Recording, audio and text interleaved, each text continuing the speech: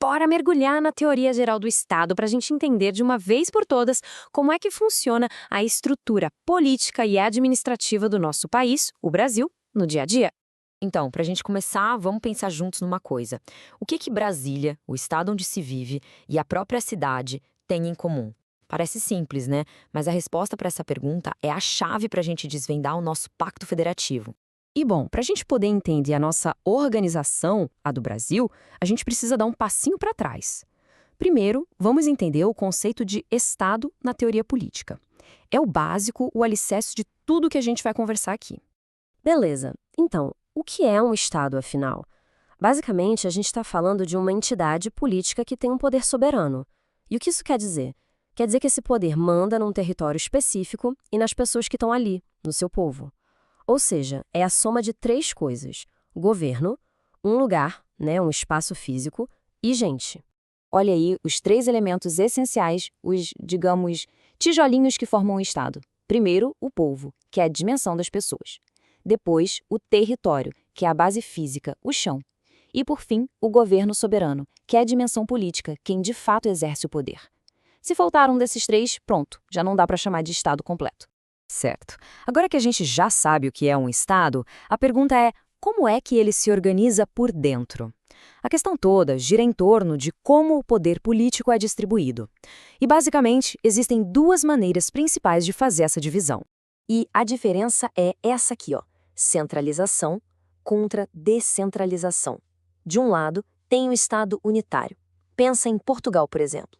Lá, o poder fica todo concentrado em um lugar só. Do outro lado, tem o Estado federal, que é o nosso caso, o do Brasil. Aqui, o poder é descentralizado, ele é dividido, espalhado entre várias partes. Essa é a nossa praia. Agora, atenção aqui que esse é um ponto que pega muita gente.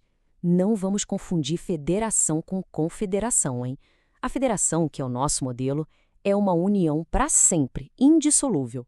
Ela nasce de uma constituição. Já a confederação é mais como um clube. É uma reunião de estados que continuam soberanos e se juntam por um tratado. Mas se um dia quiserem sair, eles podem. O nosso laço não, é para valer. E isso que a gente acabou de falar cai direto em prova. Olha só essa questão clássica. A afirmativa diz o seguinte: em casos excepcionais, é admitido o direito de secessão aos estados da federação. E aí, certo ou errado?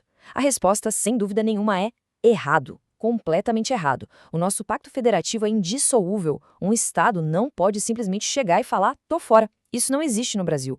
Ok, já entendemos que o Brasil é uma federação. Mas como é essa federação? O que ela tem de especial? Agora a gente vai entrar nos detalhes, nas características que fazem do nosso modelo federal algo bem particular. Essa tal descentralização do poder no Brasil aparece de 4 formas principais. São as 4 manifestações da autonomia política: auto-organização, para criar suas próprias regras; autolegislação, para criar suas próprias leis; autoadministração, para cuidar da própria máquina pública; e autogoverno, para eleger seus próprios governantes. Tudo isso, claro, respeitando a Constituição Federal. Olha aí outra questão de concurso. Diz assim: a autonomia política dos entes federados é exercida por meio de autolegislação, auto-organização e autogoverno. Tá certo ou tá errado? Essa tá certíssima. A questão listou 3 das 4 capacidades. Poderia ter incluído também a autoadministração, que também faz parte desse pacote. E essa tabela aqui é um resumo fantástico. Quanto à origem, nossa federação é por segregação. O Brasil era um estado só, unitário, que se descentralizou. Quanto ao poder, ela é centrípeta, ou seja, o poder ainda tende a se concentrar mais no centro, na União. No tratamento das desigualdades, é assimétrica, porque reconhece que os estados são diferentes e precisam de tratamento diferente. E na repartição de tarefas, ela é cooperativa. Todo mundo trabalha junto. Agora, cuidado com essa aqui, que é uma pegadinha clássica. O Estado Federal é uma forma de organização que privilegia a centralização do exercício do poder, certo ou errado? Totalmente errado, é o exato oposto, gente. A palavra-chave de um Estado federal é descentralização. A ideia é justamente espalhar o poder, não concentrar. Beleza, agora que a gente já entendeu o cenário, vamos conhecer os atores principais dessa peça. Quem são, afinal, os entes federados? Quem é que governa o quê na nossa organização política? A resposta está lá, escrita com todas as letras no artigo 18 da nossa Constituição Federal. A organização do Brasil tem 4 componentes: a União, os estados, o Distrito Federal e os municípios. E a Constituição diz que todos eles são autônomos. Mas, atenção, essa palavra autonomia é super importante e não pode ser confundida com soberania. Autonomia é o que a União, os estados, o DF e os municípios têm. Um poder grande, mas limitado pela Constituição. Já soberania é o poder máximo, total, que não deve satisfação a ninguém. E quem tem soberania? Apenas a República Federativa do Brasil, o país como um todo. E tem um detalhe aqui que às vezes passa batido: os territórios federais. Hoje a gente não tem nenhum, mas a Constituição prevê que eles possam ser criados. E o ponto é, se um território for criado, ele não é um ente federativo, ele não tem autonomia política, ele é na verdade parte da União.